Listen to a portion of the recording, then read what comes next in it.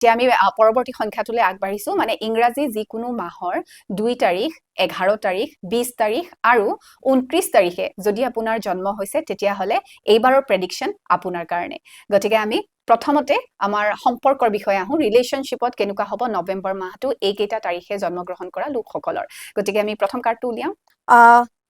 আমাৰ এইটো আহিছে ষ্ট্ৰেংথ সো ইয়াত যদি আপুনি ৰিলেশনশিপত আছে কোনোবা তেন্তে আপোনাৰ ৰিলেশনশিপটোত আপুনি হয়তো বহুত মই দেখা পাইছো আপুনি একটো ষ্ট্ৰং হয় বহুত আৰু আপোনাৰ ক'বাত দেখা পাইছো যে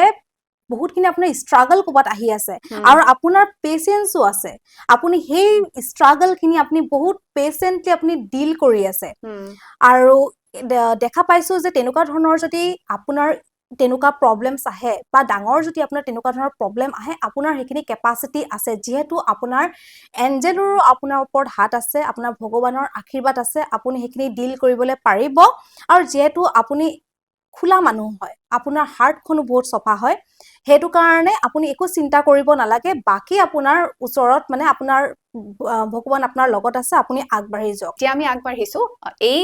তাৰিখ কেইটাত জন্মগ্ৰহণ কৰা লোকসকলৰ শিক্ষাৰ ফালৰ পৰা নৱেম্বৰ মাহটো কেনেকুৱা হ'ব সেই বিষয়ে দিছে এজ অফ সোয়াৰ্ডছ কোনোবাই যদি ভাবি আছে আপোনালোকে নতুন কিবা কোৱা জয়েন কৰিবলে নতুন এডুকেশন কোবাত ইনষ্টিটিউটত আপুনি জয়েন কৰিবলে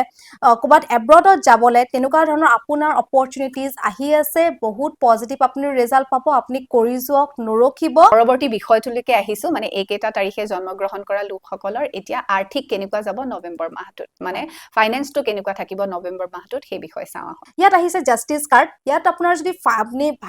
ভাবিছে ফাইনেন্স কোবাত আপুনি লগাও বুলি তেন্তে আপুনি জাস্ট কৰি ল'ব যে